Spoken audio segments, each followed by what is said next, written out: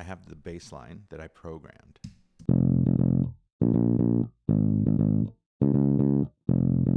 Okay, and it just goes like that.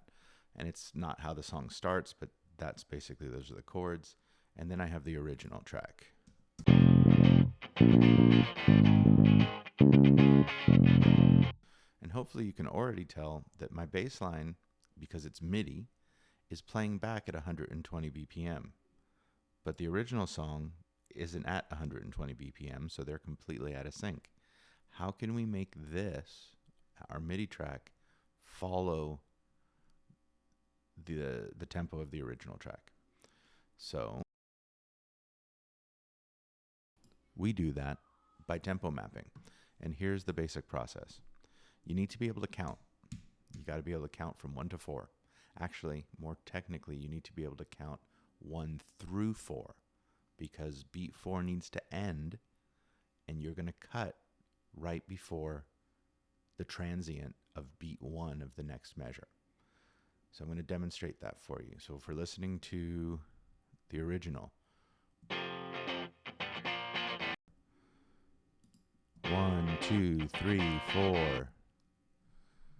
1, 2, 3, 4, cut. Okay, so this is best done in slip mode. So this is the downbeat. This is beat 1 of measure 2. So we're going to place our cursor ahead of it.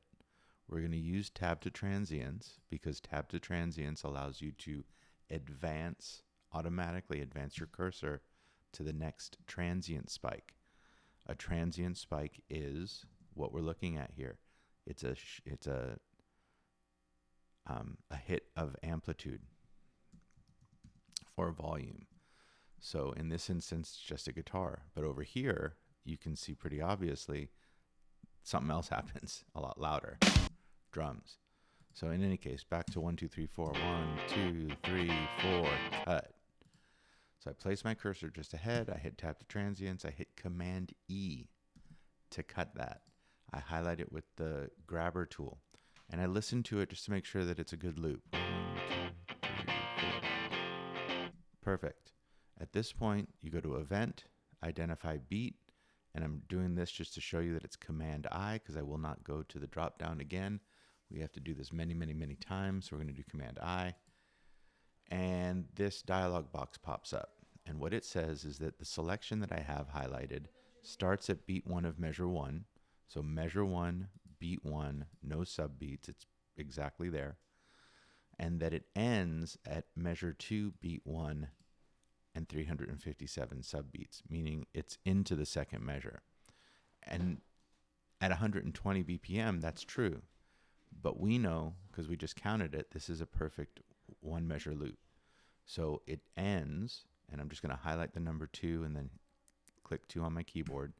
It ends at measure 2, beat 1, no subbeats, or technically right before it.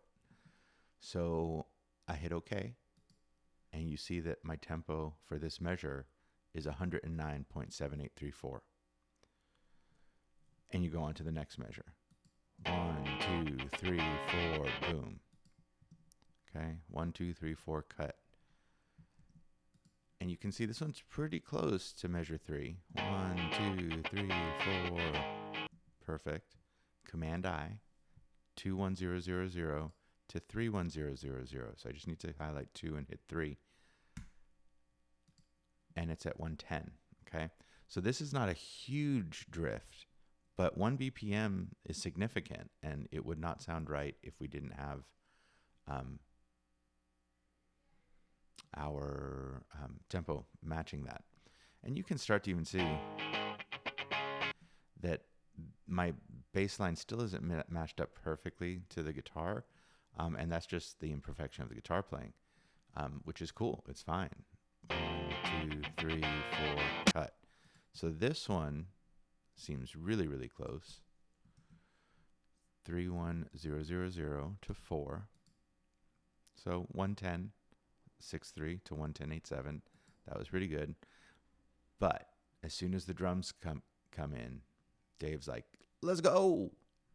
1, 2, 3, 4, boom. Okay. Gets a little easier when you start to see Command I. The transient spikes of the drums. We jumped up 3 BPM already. 1, 2, 3, 4. All right, let's go to the next one. 1, 2, 3. 1, 2, 3, 4. Right there. So I'm putting it before it. Tab to transients. Listening if that's a clean transition, and it is. Command E. Highlight Command I. 51000 to 61000. All the way up to 117.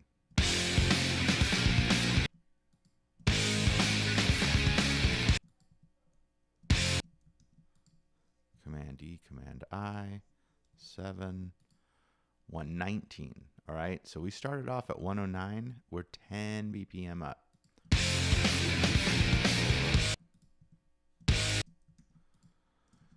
Eventually, having done this exact song before, 118, tab to transients doesn't work every time.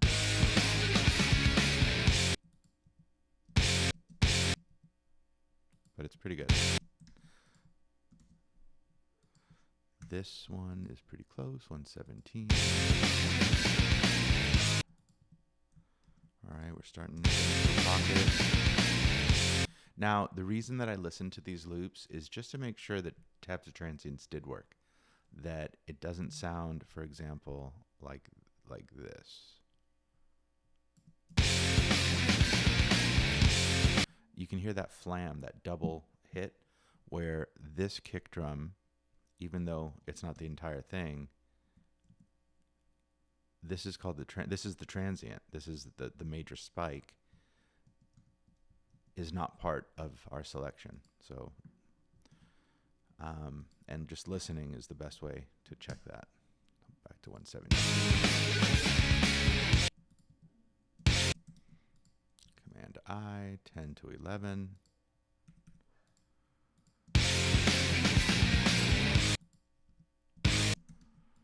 Command E, Command I, 11 to 12. Back to 120.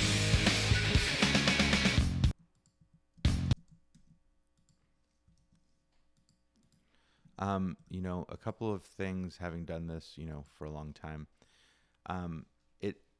there's a couple of strategies. You know, you could go and do all your cuts and then go back and do Command I across the board a bunch of times.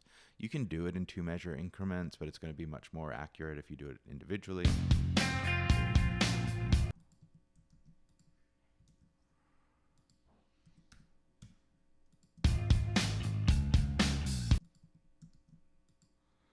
Just rocking and rolling here.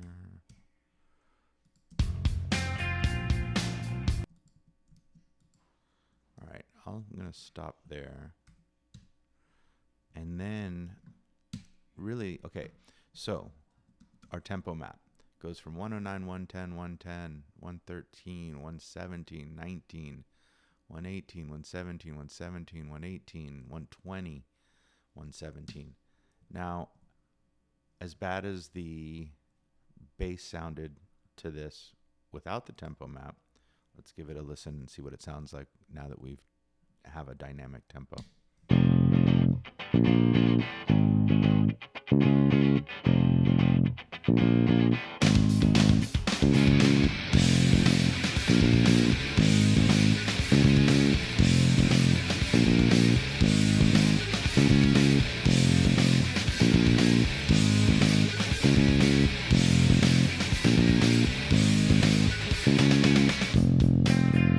And then listen to where I stop tempo mapping.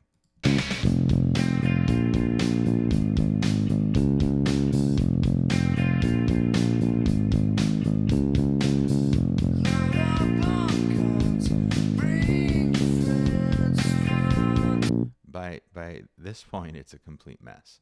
So we could pull that back into time if we continued tempo mapping. But we don't want to do that. So I'm going to keep this as a separate video, just as an overall concept around tempo mapping. Then I'm going to go ahead and go back to the song that I'm going to use over the course of this time and tempo map it. All right, so there you go.